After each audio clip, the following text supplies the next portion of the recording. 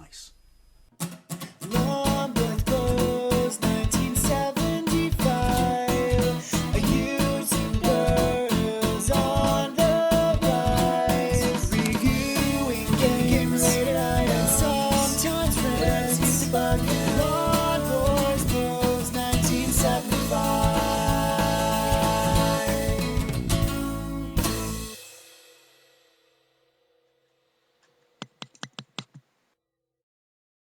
Hey YouTube, Lawn Boys Post 1975. It's Christmas Eve, and all through the house nothing was moving, not even a mouse. Possibly because there aren't any mice in this house, but I want to share with you, one of my most beloved sort of Christmas traditions, more so than, putting up the tree. It's something I've done since I was a child. It's something I still do as an adult, even though I've long, not religiously read this comic. And that is, I want to share with you all open the Christmas Beano. Now, I'm pretty sure if you are my generation, you will know, and obviously you're from the United Kingdom, you will know exactly what the Beano is. I did do a video about the Beano, a few years back, but I had to take it down because of background noise, the copyright police and all that shit. But the Beano is pretty much a staple of mine and many other people's childhoods. It was a comic that was first published in 1938 by D.C. Thompson and Co. from Fleet Street. It is the sister comic to The Dandy, which is now sadly defunct as of last Christmas, I believe. Basically, it was and the worst thing is, both these comics, now that The Dandy is deceased, both these comics managed to survive World War II. They were released on alternate weeks due to paper and ink shortages, but yeah, the Beano is just, it's absolutely a beloved part of my childhood. I love and adore it. And like many people of my age, the characters are, iconic, Dennis the Menace, Bull Boy, Biffo the Bear, the Three Bears, it was just an absolute Minnie the Minx, Roger Dodger, it was Ivy the Terrible. I'll shut up now. It was part and parcel, right, of being a child in the UK, and yeah, it means so much to me. But I want to explain exactly why. I want to set the tone, I should say, why it means so much to me and how much I love the Beano. So first of all, I want to show you a bunch of the comics. If you look at these, I only have two in the spare room right now, but I have crates and crates and crates of these. Last time I checked, I think I have about 17, and they're just full of copies of the Beano.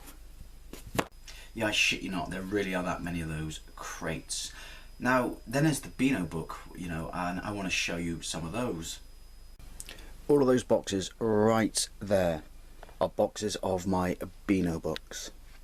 So I thought I'd get one of the boxes out to show you. I have absolutely tons and tons and tons of Beano books. It was like, it still is a Christmas tradition. Unfortunately, sadly, now it's called the Beano Annual, which really annoys me because all the other comics had annuals, released annually, hence the name every Christmas. But the Beano and the Dandy always had the Beano Book. These things are like mega collectible, mind. I absolutely love and adore the Beano Book. Then on top of that, right, I want to show you some of my oldest Beanos themselves, because my mum knew I loved the Beano as a kid, because my sort of staple period of the Beano was the late 80s, or sort of mid to late 80s, and a little bit of the early 90s. And she came across this black and white advert in the back of the newspaper that told of a bloke downtown, or other side of town, or in Nelsey I should say, selling a whole bunch of them, and I thought it was just going to be tit and tat. And when we turned up, he had a whole bunch of mega old ones. These are my oldest Beanos. I don't know if you'll be able to read that. Obviously Biffo the Bear on the cover, because it predates Dennis the Menace. Every Thursday, 3D or 3 old pence. Number 1245, May 28th, 1966. Obviously the year we won the World Cup. 67, 68. Wow, that one's in really good nick. Ooh, Dennis on the back. 69, 70. 71. Now you have what's basically the traditional sort of Beano logo, I should say.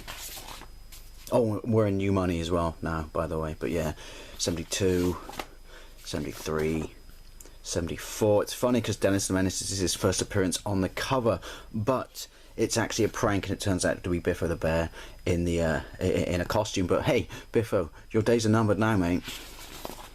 74 again. 74. 74. Oh, and this is an interesting one. This is from 1978 to give you sort of, you know, an indication of the age of the Beano. It's the 40th anniversary, and that's in 1978. Now, on top of all of that, because I was such a die-hard Beano fan as a kid, and you would never get this now, and I mentioned it in the Dave and Yakum football podcast, and it was, I wrote to the editor as a kid, and we wrote back and forth. I initially wrote to him so he could help me identify some of the Beano books that didn't actually have a date stamp on the cover, and he sent me this big printed list of everything, saying like, if it's got this, this, this, and this on the cover, then it's this age. And it was brilliant. I wrote back and thanked him, and he wrote back, and then he sent me a caricature of everyone in the office and everyone who did it, like the drawers for each strip or whatever, and editors and printers and stuff like that. They all signed their caricature, and he sent it back to me, and then I told him that Bullboy was my favourite character in the comic, and then he asked the bloke who drew Bullboy, John Dallas, who's long since retired now, to send a picture to me. And I've had this since the 80s. Look at that.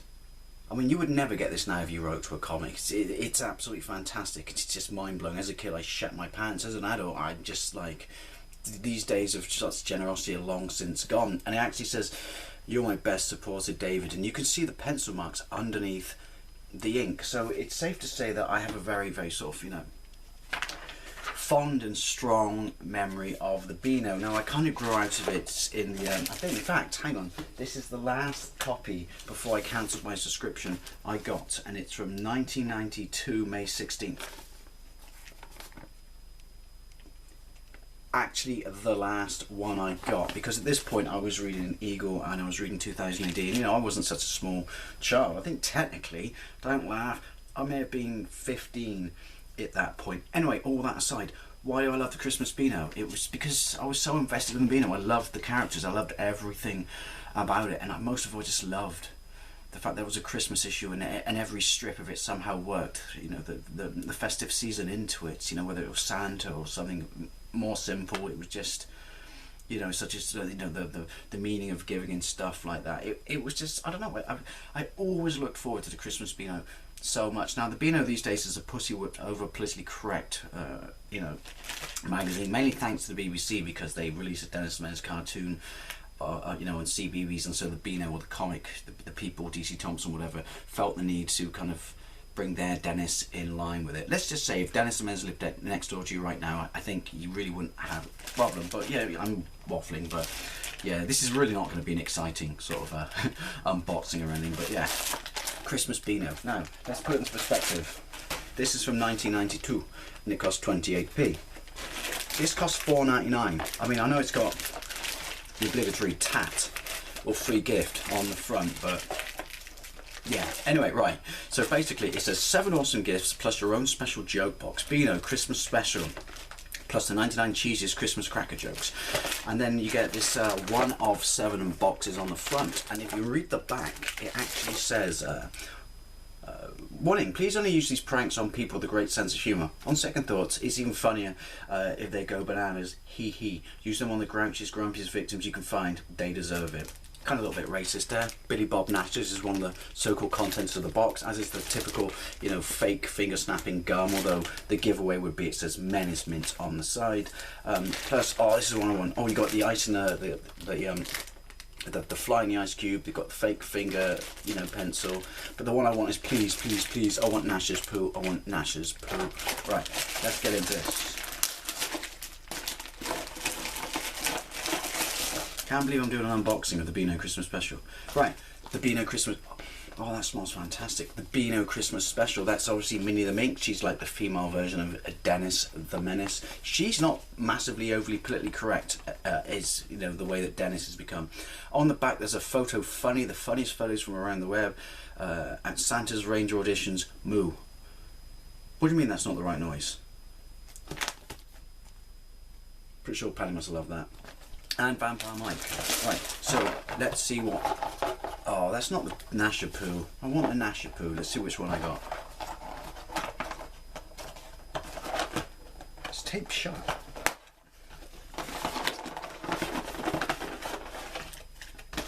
Oh, it's all of them. Is it? I gotta say the Nasher poo's pretty weak. That's very weak. No one's gonna think that's a nutty log. Dare I do this on myself? It's the gum. That was weak. I'm not expecting these things to be rocket science or anything, but that was really weak. I'm not impressed, Dennis. Sort it shit out. I know you've become a pussy these days, but that's embarrassing. Flying ice cube. Yeah, no one's going to believe that's an ice cube, even if it's in a glass. Well, look at me, I'm so jaded.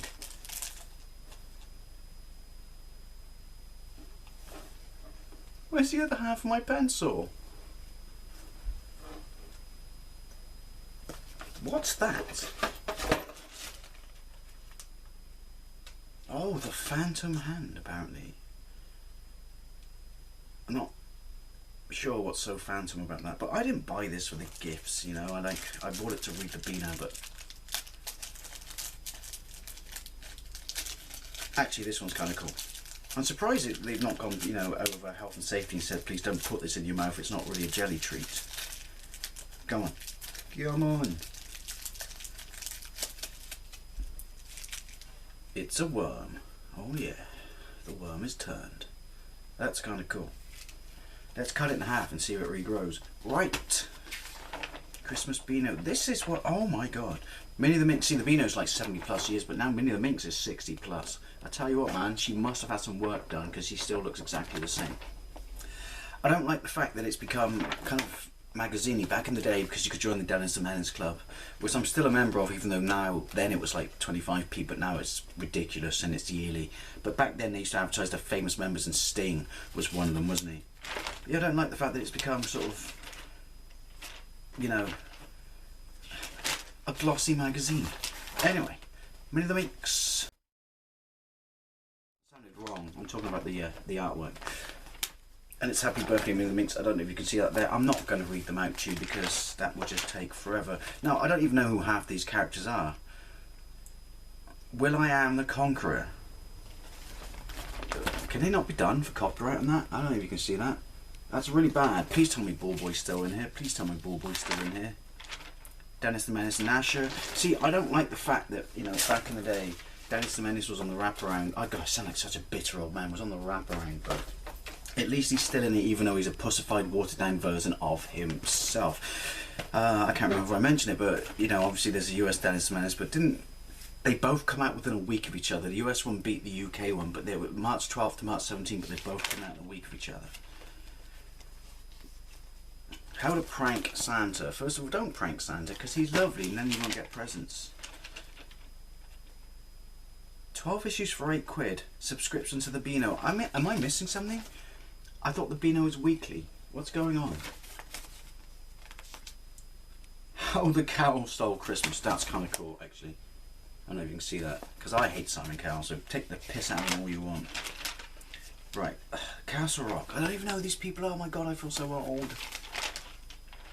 Ballboy. Yes. What the fuck happened to Ballboy? No. That's Ballboy. That ain't Ballboy. Whoa. Bass Street Kids. At least the Bass Street Kids. Always one of my favourite strips. At least the Bass Street Kids still look exactly the same, or drawn the same, I should say. Bunch of school kids, you know, just a bunch of little random thuggish little bastards who make their teacher and their headmaster and their lunch lady's life hell. But genius. Absolutely genius. I like this. They still do this. If you win a competition in the Beano, they put you in the strip. I don't even know who that kid is, but well done for being in Dennis the Menace strip.